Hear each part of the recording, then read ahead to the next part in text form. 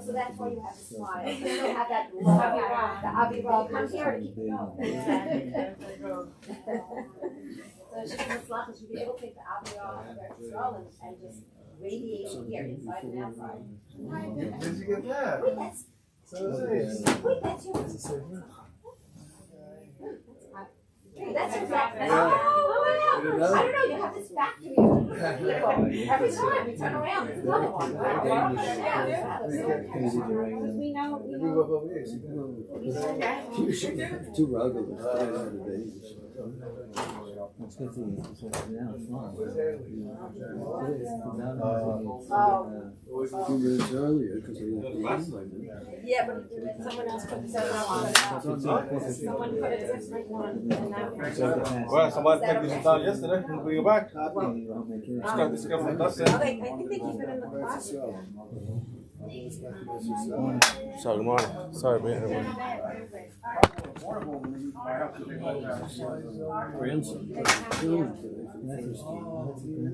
You have a push station back? No, we want to watch. No, we want to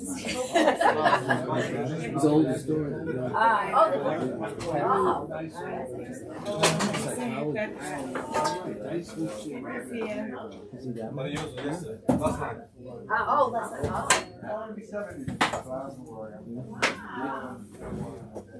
I put it back there. Okay, good.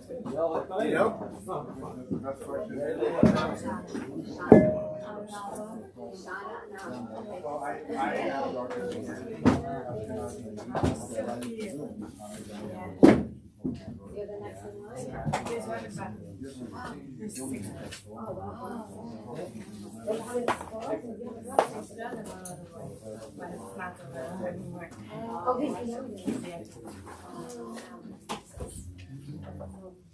So you did friends? Yeah. Did you know each other before? Yeah. Oh, that's true. They would continue together. So what's your family sorry? Yeah. On both sides? No, just me, yeah. Oh, because you don't have a side? Yeah, no.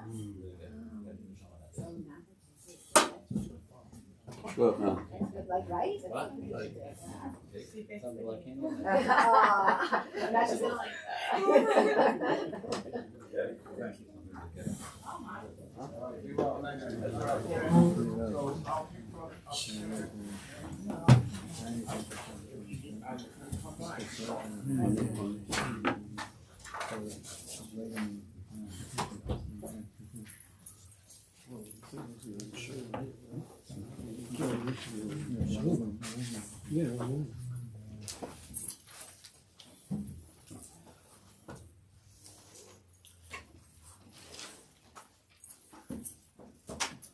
Yaakov page Kuf Yud Aleph. Marti Kim Atem.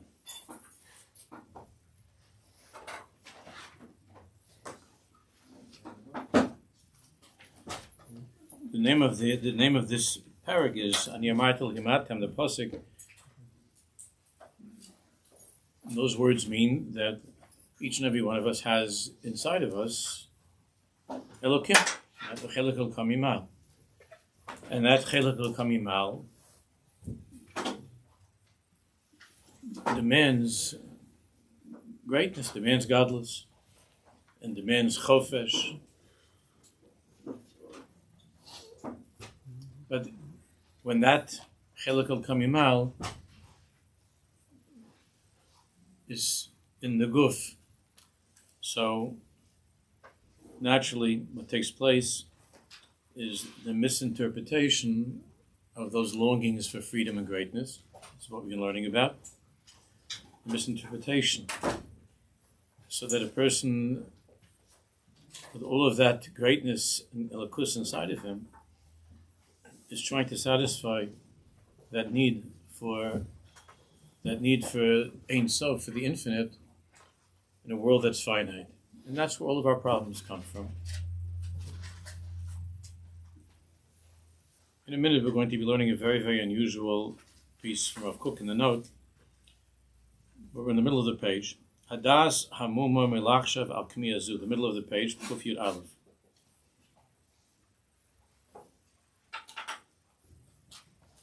The mind, our mind, the das of a person is, Hamuma literally means shocked or bewildered, confused. Milachshav Al Kmiyazu Kedavar Amiti. There's when a person learns that really it's not the ice cream that he wants, it's God. It's not the movie that you're or the show on Broadway that you've been chalishing to see for the last year. It's really HaKadosh Baruch Hu. The person hears that, so it's confusing and he's shocked.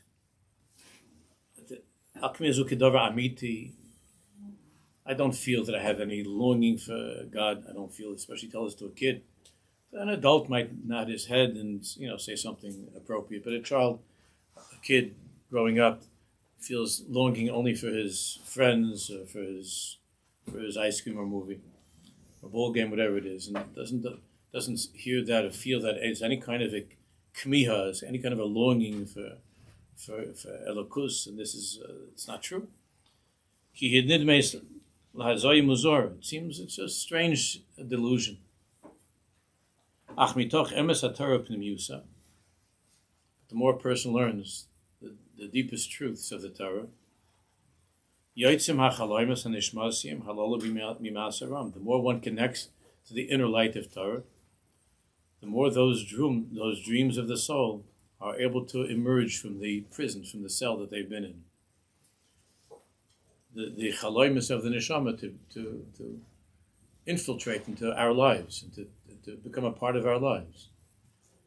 The neshama is freed from its prison, from its cell. U'ba'oz u'gvuras kodesh,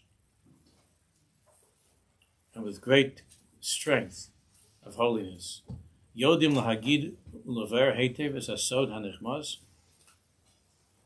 we're able to actually express that secret that's deep inside, to talk about it, to experience it, and to talk about it. Al dvar shaychus ha'adam lemerchavei shchakim, the connection that we have, each one of us, lemerchavei shchakim, to the expansiveness of the heavens. Le'ein sofius b'kol chuvsha, to the infinite in all of its freedom, and that's the meaning of the pasuk in Tehillim. Ani amarti Elohim atem uvnei elyon kulchem, uvnei elyon elkim. Each one of us has within us the infinite. Uvnei elyon kulchem. Therefore, we're bnei elyon, elevated beings. Today is Asar B'Tevis, and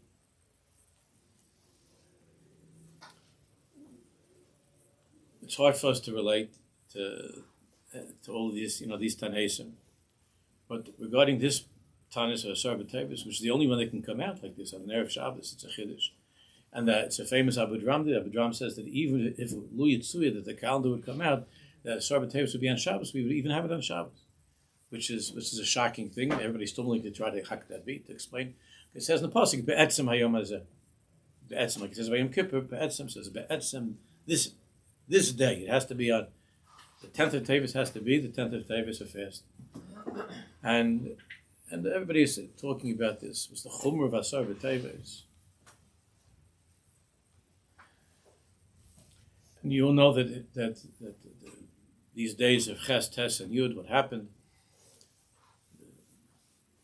the Torah being translated to Greek, and the P'tira of Ezra HaSefer, and then the Yerushalayim was besieged. And the pasuk tells us that the king of Bavel, Nebuchadnezzar Harasha Melech Bavel, took Yerushalayim and put Yerushalayim b'matzor over matzog. The matzor is a siege. Yerushalayim was the beginning of the Churban. It was the beginning that was ultimately led to Tisha B'Av and the Churban, but the beginning was the siege of Yerushalayim. The lashon of the pasuk b'matzor over matzog, matzor, the siege. The word from a siege is matzor. From the word what? Tsar. Tsar means in a constricted place. That's the meaning of min hametzah karasika. B'matzor over matzog. And the Rambam brings down that lashon as well.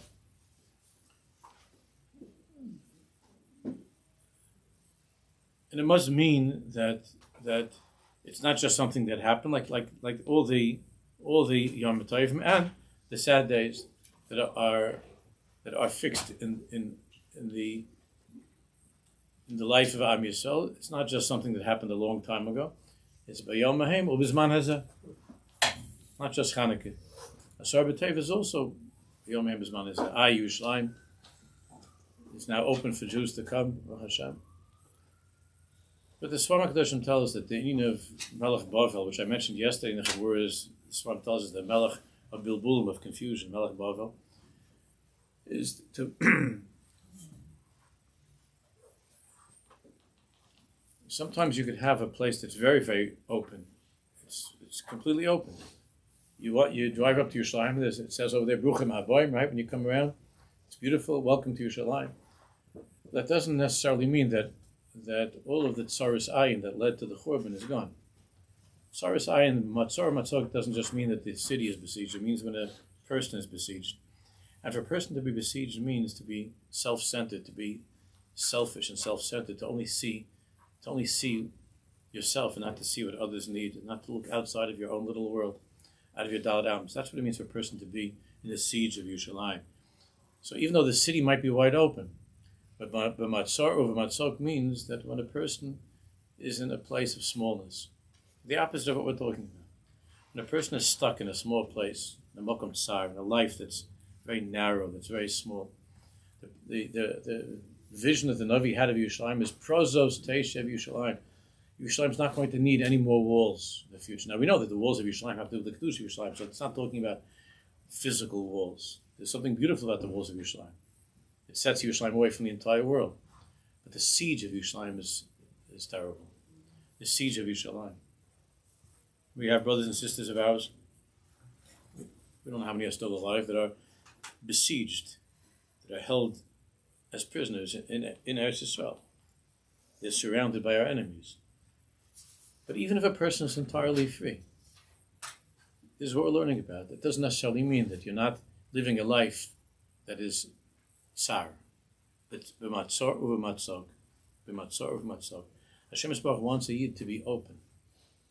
To be open to other people, to be open to Him, to be open to that which is within ourselves, to be without walls. Without walls. The walls of Yerushalayim that protect Yerushalayim, Hashem promised, I'm going to be like a wall of fire, so that our enemies will never, ever, ever again be able to enter into our places. That our enemies will never, ever, Hashem will protect us with a wall of fire, that our enemies won't be able to, Chalila, ever come into our kibbutzim, into our moshavot, into our cities, into our homes, that our enemies should be destroyed, and they shouldn't be able to go near us. That's the Chaymas Eish that we daven for in Yisrael. The Navi spoke about. Yerushalayim harim soviv lo, Hashem soviv la'amoy. Hashem is Baruch should surround us. But the sadness of Asar B'Tevis is when Jews are taken captive, when Jews are besieged, and when even people who feel that they're entirely free, because we're not, Baruch Hashem, we're not held captive anywhere. Nevertheless, a person can live a life that's a Mokom Tsar. You could be a prisoner of your anger. You're a prisoner to your desires. What's a Baltaiva? Baltaiva is somebody that is not free. Like we've been learning about, he's not free to be the person that Hashem created him to be. So that's not called a siege. That's called a siege. And it's not the kind of siege that where humanitarian aid has to be brought in. You understand? Like this is all America's fault. What happened? The war would have been over after 2 weeks. Everything's from Hashem. But this Milchama would have been over in 2 weeks if we would have been able to keep the siege of Gaza would have been kept. But we can't do that because only Jews, when they fight a war, you have to bring them pita and falafel. Only when Jews have a war. The rest of the world is laughing, making jokes. There was never such a thing in history that it's not even against international law. When there's I'm not a baki in this. I just remember reading about it that you're allowed to have a matzar when there's a war. That's one of the strategies of fighting a war. To bring your enemy to their knees is to create a circle around the enemy. Only Jews are not allowed to do that.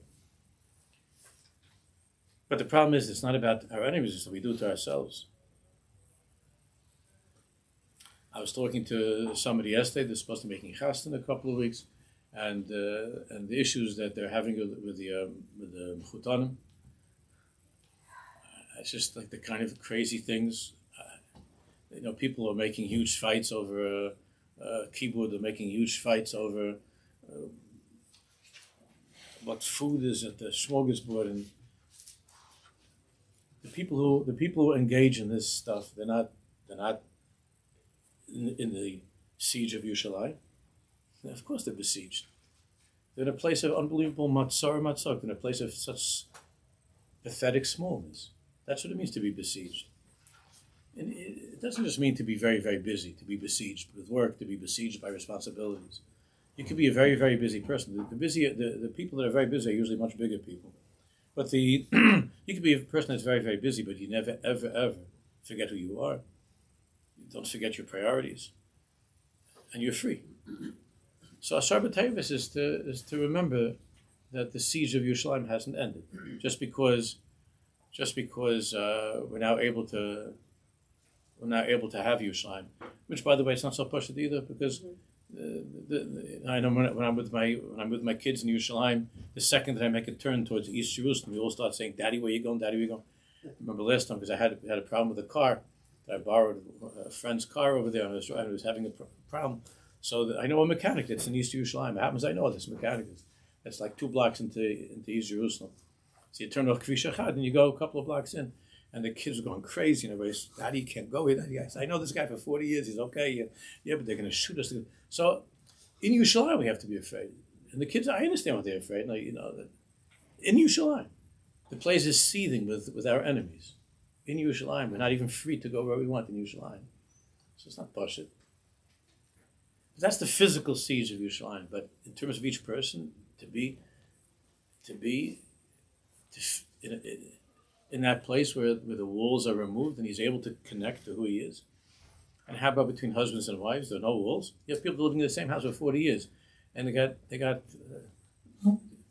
1, 2, 3. They have many, many walls, not just one wall. All kinds of walls. They're 30 years old, 40 years old. Walls between a husband and wife. They live in the same house. Between parents and children, you don't have walls. Families are not besieged. The Gemara says,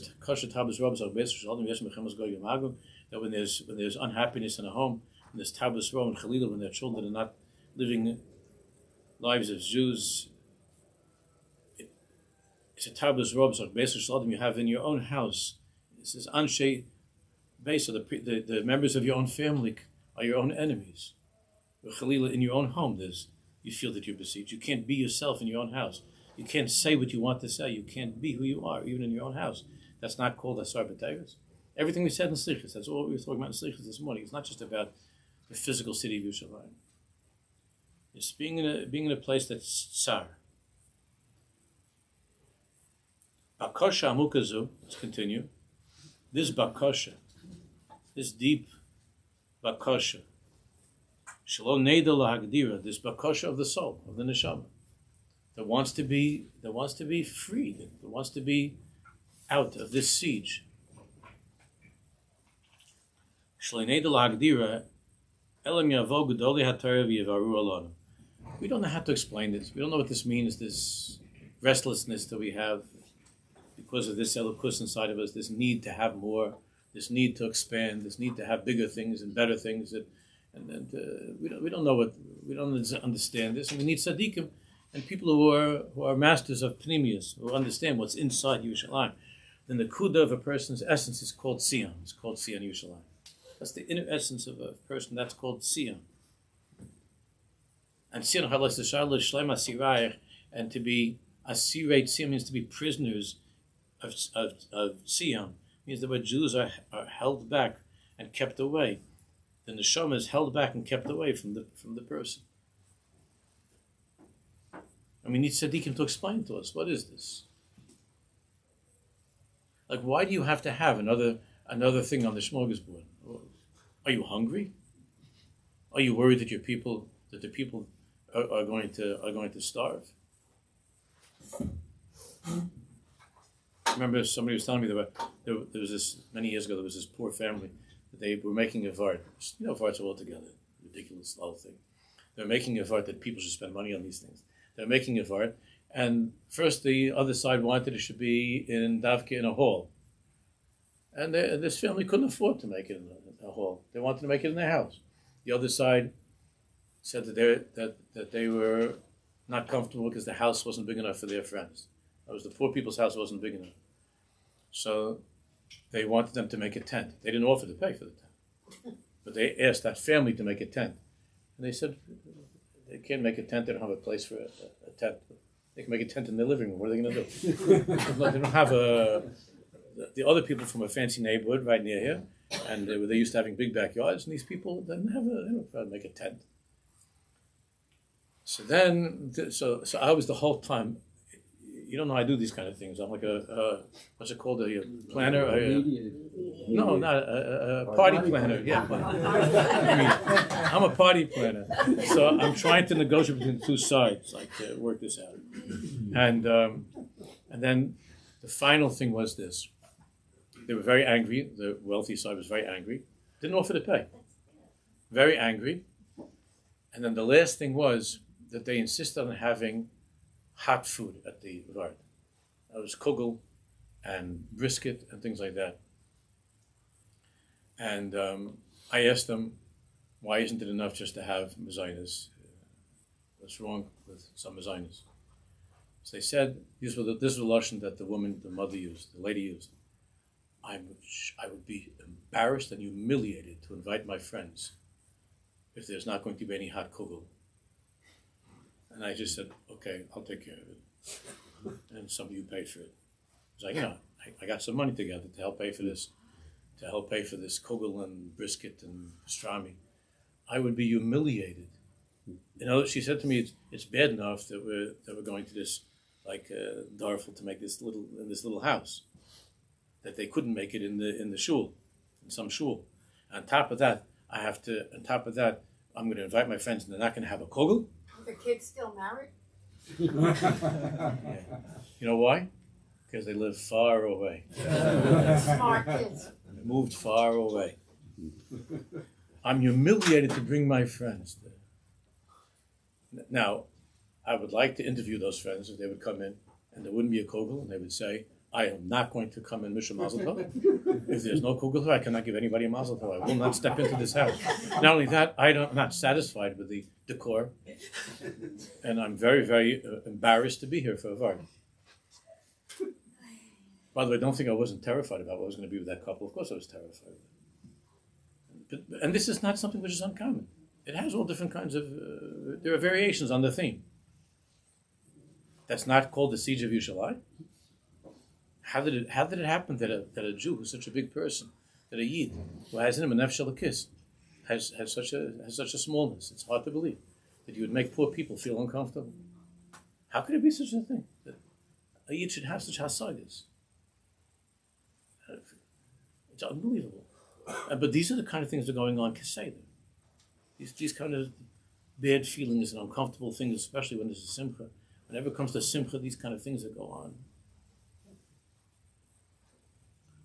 It's Asar B'Tevis. Asar B'Tevis is not celebrated just one day of the year. It's a year-round celebration, Asar B'Tevis, of Kleine Keppelach, small-mindedness, and Saris Ayin, to be wrapped up in yourself, not to think that for these people it's so hard. If they're making a chasna, you don't have Rahmanis. They have to sell their shoes to make the wedding because they wanted to have the wedding. Of course, the poor family had to borrow from all their relatives in order to give their half, because the rich family wouldn't agree to make it in the more modest place. It had to be in some kind of a fancy place with the extra smorgasbord, of course, they have to have, and the pieces of the band. So where do we now? So now you can tell the rich person, you know why you want to have kugel? Because you have a nefesh elokis. Because inside of you there's a simon felokos. It's not that you're hungry for kugel. It's not that you're afraid that your friends. What you want is something big. That's what you want. You want to connect to something great, and you feel that this little house is a makom tsar. You feel it's a small house for your friends. You feel that the menu is a small menu. That's what we're learning about. And the real story, the backstory of all of this is that that a person wants to be like HaKadosh Baruch Hu. That's what we're going to see in the second Rav Kook. So he says, we really don't even understand this. We can't even explain this. We need Gedolei Torah Tzaddikim to explain to us what this is, what are these things going on? Where does this all come from? He mafia ba'otzma rabba u'b'drochim rabbos. It comes out, like I just said, it comes out in many, many different ways. Very strong, ba'otzma, very powerful. Ba'otzma rabba u'b'drochim rabbos in many different ways. The common theme is to be free from all gvulim, from all boundaries. They have something now that's called a destination wedding. Did you hear about this? You heard about this? Okay, so my kids explained this to me last Shabbos. A destination wedding, where the people who are making the wedding have everybody come to some island somewhere to make a wedding. That means that everybody has to take off from work, and everybody has to come and spend money. I'm assuming they don't pay for everybody. I don't know how it works. And to come to make this wedding that nobody ever made before, on some deserted island somewhere, like with Gilligan, and everybody's going to come, and they're going to be the waiters, the professor and Marianne. It's a private joke. Are going to come and they're going to be the waiters over there, and you're going to be served on Gilligan's Island. We're going to have the first Jewish wedding. We're going to lift up all the sparks over here. The first Jewish wedding that ever happened is called a destination wedding. That's the mice. So I was laughing at it. My kids told me there's they know from a family that did this. They made a destination wedding. That means that the grandparents, can you imagine? Grandparents have to go to schleppen. Do you ever hear this narcissism in your life? The Shvili Nivra Ireland, that they should come, that people should come to our destination wedding. It's hard enough to get to Lakewood. They should make that by me is a destination wedding. No? It's a destination wedding. Let's go to some island somewhere. I rescue African island where Adam Rishon never even saw such a place. Because they're not having 1,000 people. That's the svara. I know that's what the svara is. You don't have to come. Only the people who really, really love us and who are really dumb are going to come.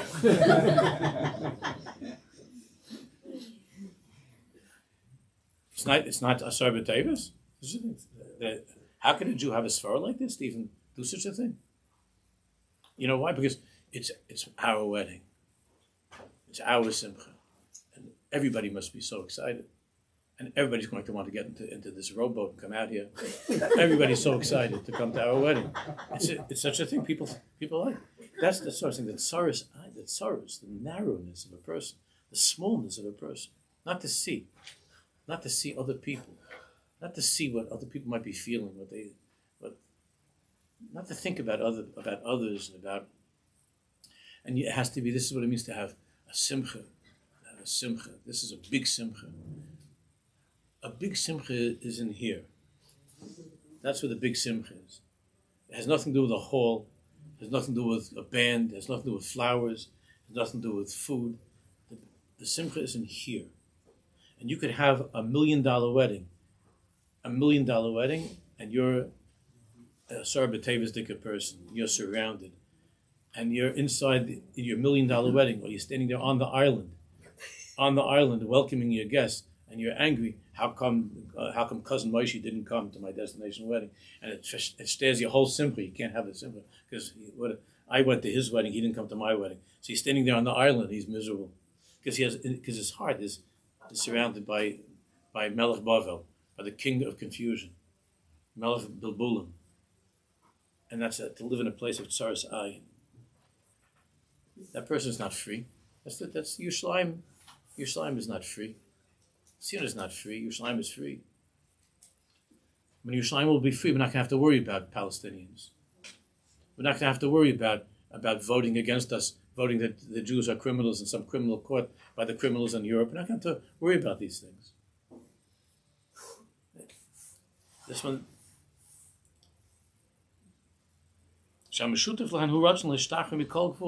All these things have in common is this rush that the Jews have to be. There shouldn't be any borders, any boundaries. That's called freedom. But in the deepest depths, it's really a longing to be like God, who doesn't have any restraints. Hashem is infinite. So this need to have whatever you want.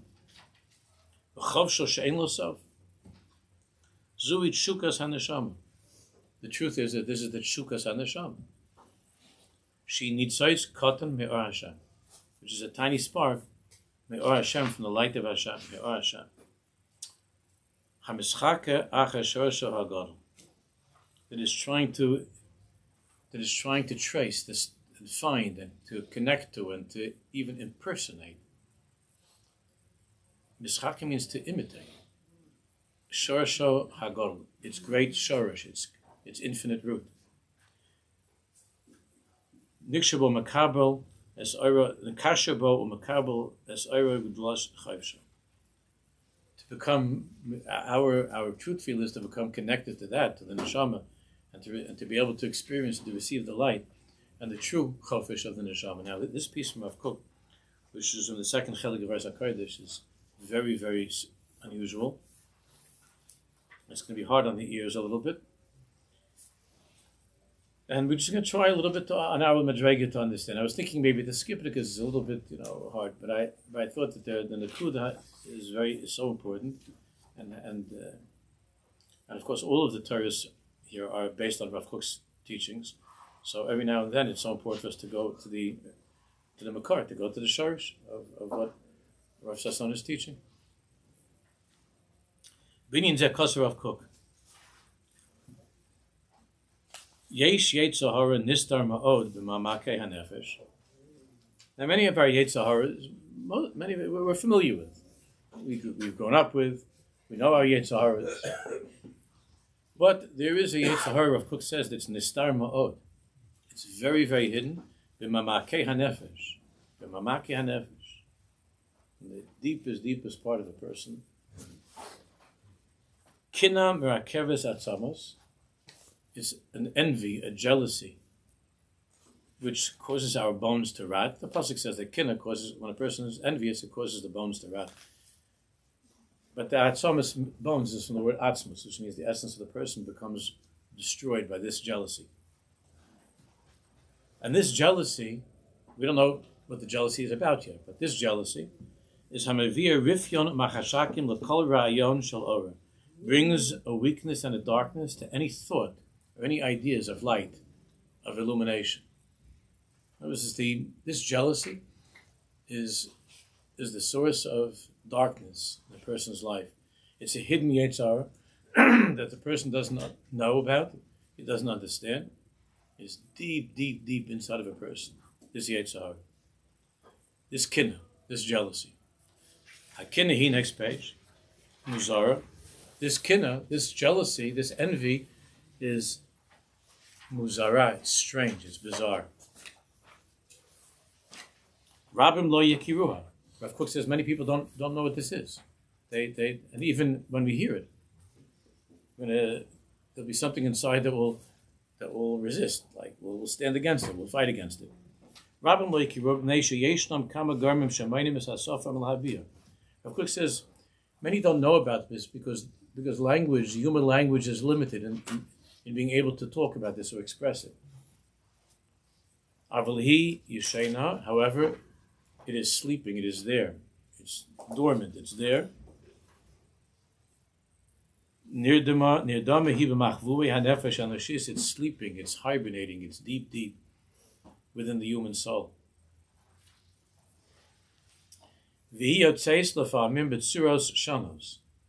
And it comes out from time to time in all different ways. But it doesn't come out and express itself clearly for what it is. It's a very deep, mysterious Yetzirah that doesn't identify itself. It comes out in all different ways, like the need for the kugel. It comes out in all different ways. Kedarkam shekol hatotzaos shel hakina she'enim mislabshos kim b'malbush nachri. Many times, jealousy, it's very hard for people to admit that they're jealous. It's very hard. It's one of the hardest things to admit because it's a terrible smallness, and people don't like to admit that. So oftentimes the kinna. The underlying problem with this person's life is jealousy, but it comes out like all kinds of svaras and explanations, and it's not jealousy. I don't. I'm totally happy that you should have that. That's totally fine. But there's something else that's bothering me about it. So kinna is one of those things that's very, very hard in general. Not just this kinna, which we don't know what it is yet. Not just this kinna, but kinna in general is something which is very, very hard for people to admit. It's easy for a person to say, "I know I have a bad temper. I know I have to work on it," than for a person to say, "I know that I'm filled with envy and jealousy." It's not the kind of thing that people usually announce or identify in themselves. It's something else. Why are you angry? It says that they don't want to go to that place of jealousy. So it's usually kiyum b'malbush nochri. Usually it's enclosed in some other thing. You dress it up in some other way. So it's not jealousy. I'm not jealous. I'm very happy that you have that. But so it's usually dressed up. But no so salein tamid shem zar. So usually it always has on it a foreign name. In other words, you give it a different label. You don't call it jealousy. You call it something else.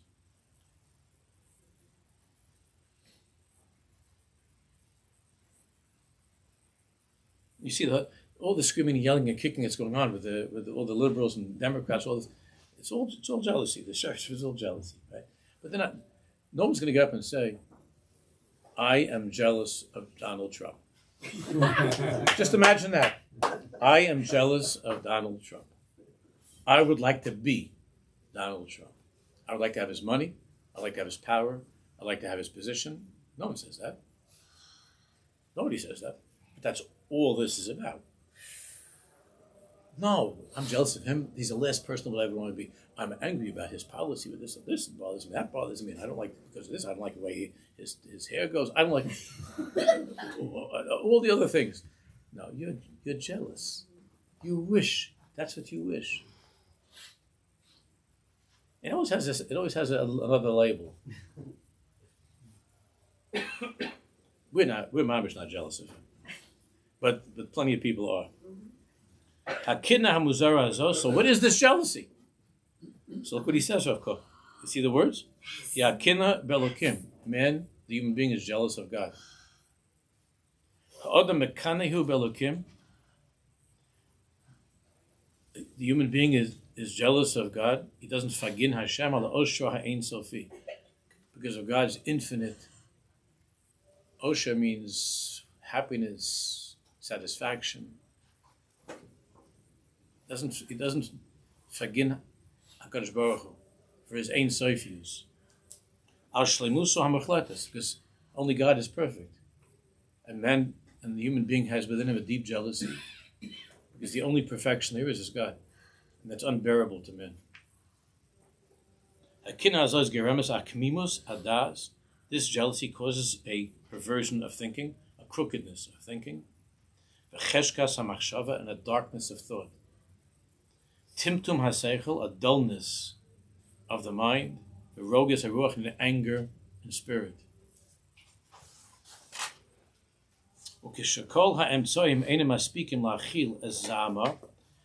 And when all of the efforts that a person makes to contain this rage and this anger that I'm not God, it ends with heresy, with the denial of God, with the rejection of God. Because his presence and his infinite being is unbearable to you, so you do away with him. It's called deicide, killing God. Not like what happened to the one on the cross. This is really a way of getting rid of God. He wasn't God. He was a mummer. But the effort to get rid of God from your life, that there shouldn't be this one who is stronger than you, who is infinite, who has everything, who can do anything, who can get rid of you in a split second. This jealousy that there's somebody even greater than Donald Trump, even bigger and richer than Donald Trump. is the source, Rav Kook says, of the most horrible, horrible, secret, mysterious Yetzirah of all. Kedei lahasir mehanefesh ha'ko'eves. Then the person will become a heretic, an atheist, in order to remove from his pained soul Chalas Harek of the decay that's rotting, that's eating away at him.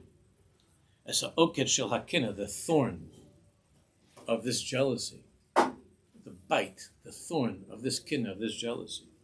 Hadoker, hakina hadoker, no, that's piercing, that's stabbing at the person. This jealousy of Hashem.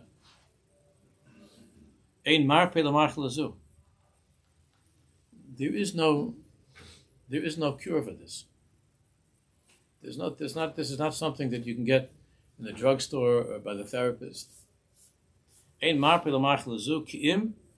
The only cure is ki'im he'ora el yoina shel da'as elokim. Opening the door for that awareness of God. Opening the door to HaKadosh Baruch Hu. In a clear way and the deepest way of thinking and feeling. To allow HaKadosh Baruch Hu, His infinite presence into your life. To welcome Hashem into your life. To open the door to Hashem in your life, to the Neshama, to the Nefesh Elokim. Hanesivos HaMiyuchadis b'yichud ha'asaros ha'nega shel kin hazos.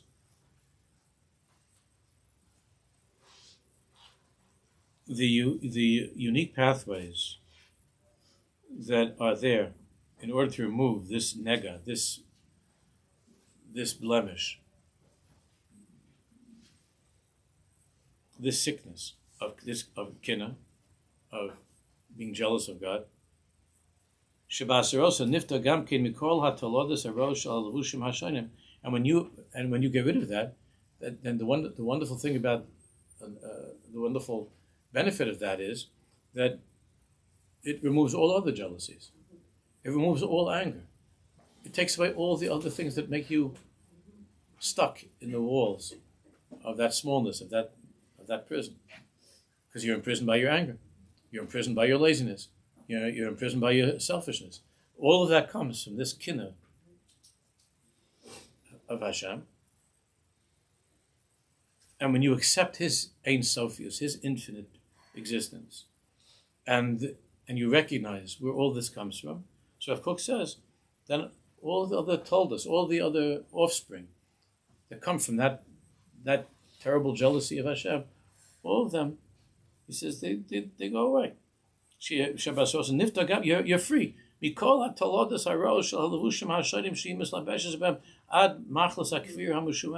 you're free from all of those manifestations and translations and interpretations. You're free from all of that stuff that brought you to a place that you couldn't even bear that God exists. So you had to say there is no God. And this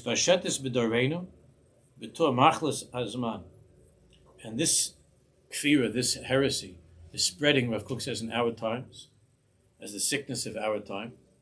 Rav Kook was living, of course, during switching over from the 19th century to the 20th century, and the effects of the Enlightenment and World War I and so on, and the kfir that was by Jews leaving the shtetl and leaving the yeshivas and leaving the rebbes and the tzaddikim and so on that was going on. Machlas Azman, the sickness of our time. And it seems the pathway is to get out of this sickness, to be cured of this sickness. He said there are two, to get out of this sickness. One is to become educated, to study the truth. It's a pure matter of mada. Mada means knowledge. And the second is ethical purification, moral and ethical purification.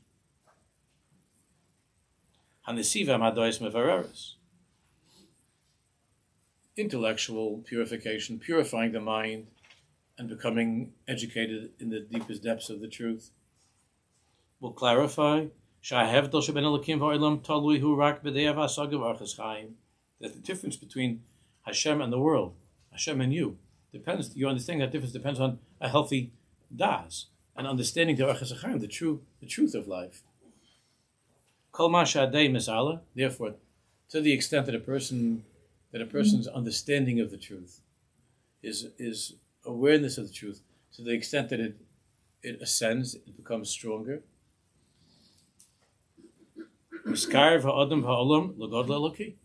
Then the person in the world draws closer and closer to the true source of greatness, which is not you. And there's no need for you to be jealous. It's Hashem.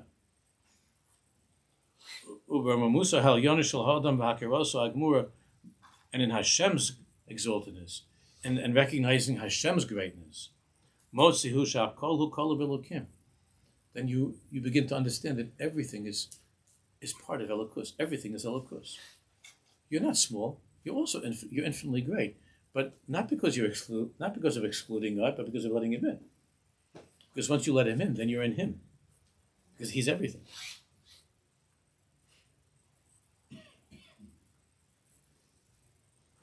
So when a person's learning Hasidus and you first start to hear the word bittul, you hear the word about bittul, so there's that part of the person that's jealous of Hashem that says, "Oh no, I'm not. I don't know what this is about bittul.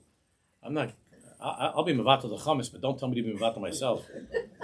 My ego, bittul, and there's a whole misunderstanding of what bittul means. What does that mean? It doesn't mean that you don't exist. It means that you are able to achieve the highest infinite existence by what? By being nichlal. The bittul is being nichlal in Elokus. Doesn't mean losing yourself. It means being nichlal in Elokus. It means infinite. It means getting out of your silly smallness. But when the person hears the word bittul, he says, "Oh, I don't like that word bittul." It means getting rid of. It means getting rid of the jealousy, getting rid of the smallness. It means ending the siege. Then everything is part of that his galus of Elokus. Every flower, every tree, every sunrise, everything in your life is big. Because it's all Elokus. If this person smiled and said good morning to me, it's not just that that's a nice person. I love that person, but it's Hashem smiling at me. It's something much bigger than just my friend. It's something very, very great. It says galus of Elokus as a rachas b'gevanim shonu l'fanenu, because Elokus is shining in all different colors. Because everything is Elokus. So you become somebody that's through this bittul to Elokus, you become nichlal in Elokus, and everything in your life is big. That we saw by the tzaddikim, that there's no such thing by the tzaddik that something is small, that something is unimportant. But the trademark of the tzaddik is that everything is chashuv. Everything is chashuv. Everything is great, because everything is Elokus. That means that you're not going to speak disparagingly about that you have somebody working for you and tell the guy to do this and get the shiksa to do that and talk about them like they're animals. Because even the animal is part of Elokus, and even how you treat an animal, let alone how you treat another human being, how you think about other human beings, is nichlal b'Elokus. Why do you have to put down other people? Because the person's not Jewish. The person has a different color of skin. It's an imzach. The person, you don't like the color of that person's skin. What's the matter with you? Everything's nichlal b'Elokus. Everything's that. That doesn't mean that the evil is good, and that when there are people that are evil, the Torah tells us how to deal with these things. But that's also part of HaKadosh Baruch Hu, and HaKadosh Baruch Hu fears the Welt, how he runs the world. But there's nothing small in the life of a big person. In the life of a small person, nothing is big. Even the destination wedding is small. Because somebody gave him binoculars, listen to this, I'm just making this up. Somebody gave him binoculars or a telescope and said, by the next island, the guy down the block from you is making his destination wedding, and his island is bigger than your island, and he has another guy in the band that you don't have. He's got another type of kugel that you don't have, or another dip. Get ready for your Friday night dipping. Bigger and better, and take a look through the telescope. His wife is prettier than your wife. So you have your destination wedding cost you a couple $1 million, and the other guy's destination is more chashuv than your destination.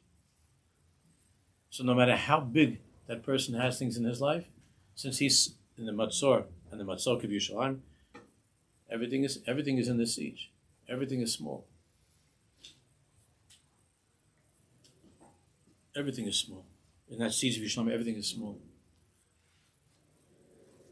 My father Zichron Levracha told me how when they were taking them away, so my father remembers that they were going on the streets and they was trying to take stuff to first move to where the Jews were allowed to stay. They made a ghetto, then they were taking them to the other place. My father said, you saw like the wealthy women that they were going with their mink, with their furs and their things, and with they were taking their fancy stuff. And they were being told that they're going to take this with them. And even when they were going to be taken away, mamish to concentration camp, they were trying to hold on to their furs and to their things. They have pictures like that also. It's very, very sad. It's very sad. Do you think that you're going to be able to, where they're taking you, lady, you're not going to have any minkuk, Now they thought that they're going to. Others, you're holding on to your pictures. We were talking about this yesterday in the house with the grandchildren, because there's this terrible fire. Is it still going on in Los Angeles, the fire? It's still going on. It's terrible, terrible thing. You have people there also with homes, millionaires, their homes.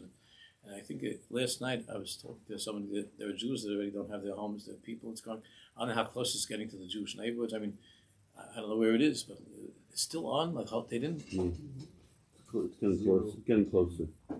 Like Runyon Canyon, that area, to start to get into the closer to the Jewish neighborhoods. It's a terrible, terrible thing, terrible sorrow.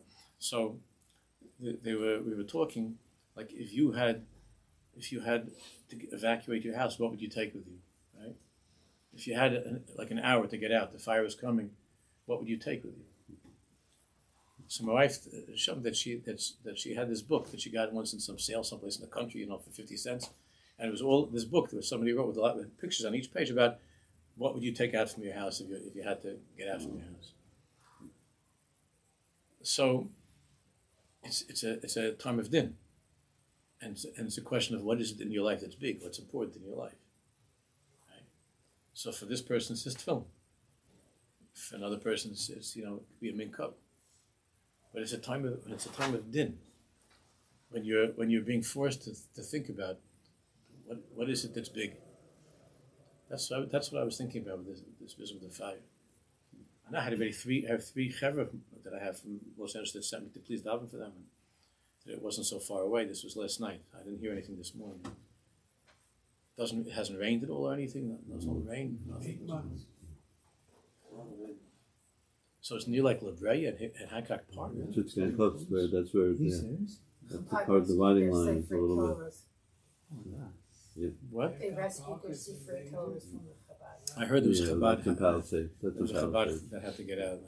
Palisades was where they rescued the You see, in 1 minute, you have people living in these mansions and these palaces, and in 1 second, there's a match. Terrifying. It's unbelievable. It's a pachet. Anyway, to feel what that means. That as human beings, as Jews, to feel that they're people, it doesn't make a difference if they're Jewish or they're not Jewish, but to feel that what it's like to have your whole life, everything you have is destroyed. What that feels like, and to be homeless, and to be, I know Jews can be homeless, but to have a place to stay, but what is that like, and to feel to try to feel the pain of what that's like. That's a big person that has there's no wall around you, so you feel everybody else's. It hurts you also. So he says that therefore all of Hashem's happiness is your happiness, because you're nichla, you're part of, you're in that world of Hashem. So there's no reason to be jealous. It's yours. But Osha who holichem is God. Not only that, but the Osha, the feeling of happiness, and Osha, it grows and grows. Kol ma sheyidih elokis, he holachas misberes, the more you understand, the deeper you learn about Elokus, about the deeper you learn and you understand what this is, what the truth is. And this is the secret of the unbelievable delight and pleasure that a person can experience by understanding Elokus, by connecting to Elokus. No money in the world could pay for that. And nobody in the world could take it away from you. The fire can't take it away from you either. Nothing can take that away from you. Because that's inside of you. No one can take that away from you. They could take, God forbid, they could take away your clothing, they could take away your fur and they could take away your pants, your shirt and your pants, but they can't take that away from you.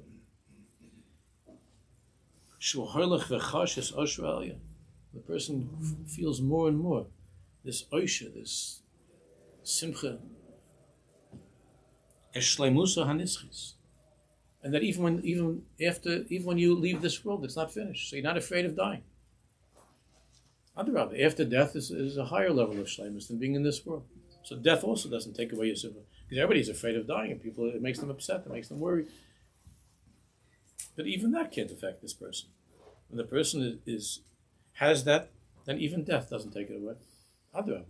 It's a higher level, a higher stage of life.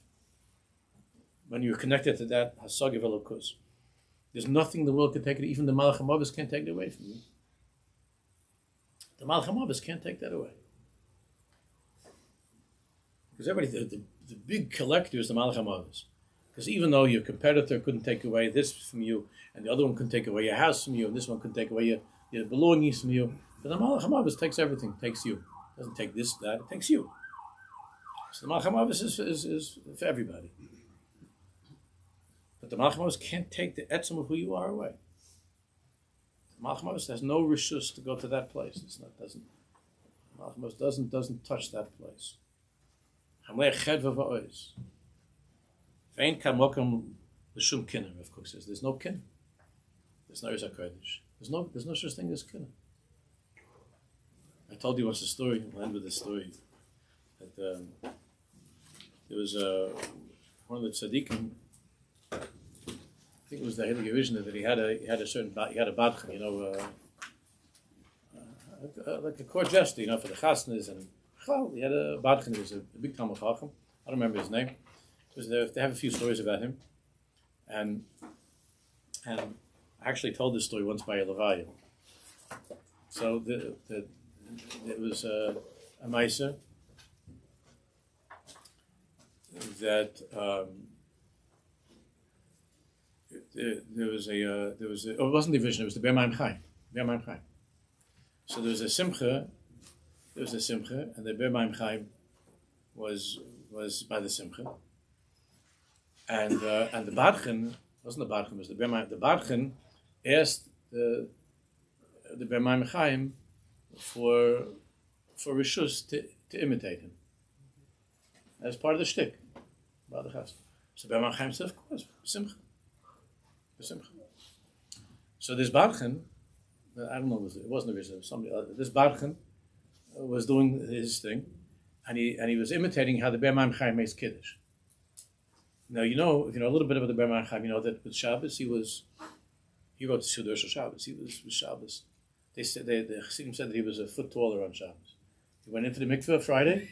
When he came out from the mikveh, he had special coat and everything because it didn't fit the other things. Ber Maim Chaim Shabbos. So this badchan was doing shtick, making fun of the Ber Maim Chaim. When the Ber Maim Chaim made kiddush, everybody knew they would all stand very far away because they had to pour many, many times the glass. They would pour many times because he was making kiddush and the wine was going all over the place. So they knew that Ber Maim Chaim made kiddush. The oilam was always standing very far away. He was all over with it.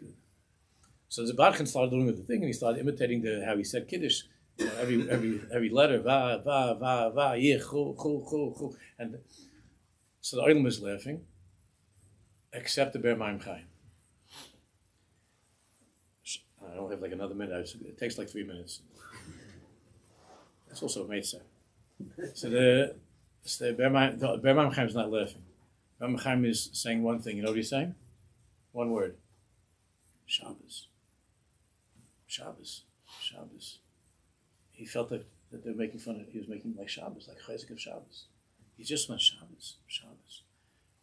Anyway, the guy stopped the shtick right away. Everybody was just okay. Well, let's bench, whatever.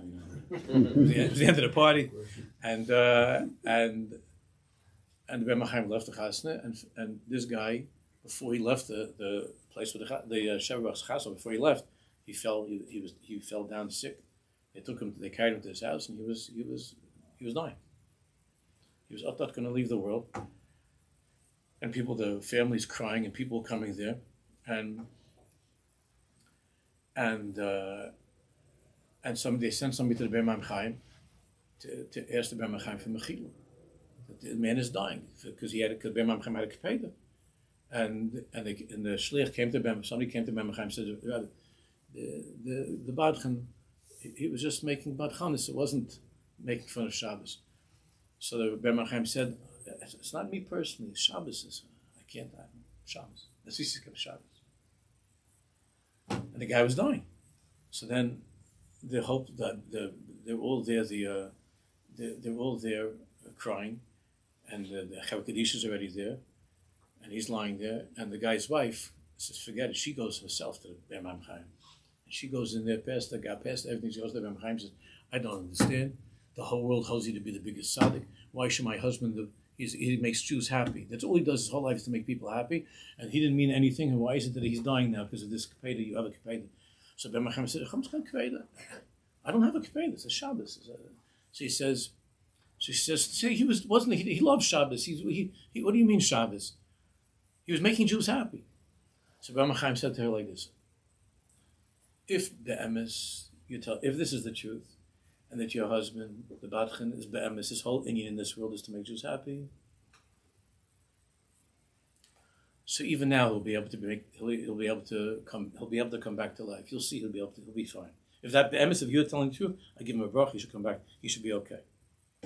So she goes back to the house, and everybody's crying, standing around. They have already candles lit, and all of a sudden, the badchan opens his eyes up for a second, and he says, "Will the oilam please move over a little bit? My neshama has no place to go." He made a joke, and I'm trying to die. It's very crowded here. Will somebody please move over so my neshama can leave? So everybody starts to laugh. People start to laugh, and then he had his issue like that. He had his issue. Even at that moment, that last moment, it was a piece of elokus, this badchan, this son. And there's no question that it's a crazy story. So there's no question in my mind that the Ben Machaim brought that all about to save him from some sort of gazera. They should have because he had many years after that to save him from something, to bring him to that place, being able to tell that joke, mamish on his deathbed, to be able to tell a joke to be Mesamech Aliyim. Hashem should remove all of the walls of our lives, and we should be open to feel, to laugh, and to celebrate together. Yerushalayim ha'bnuya l'glash ha'amit tzimim. Leftik in Shabbos.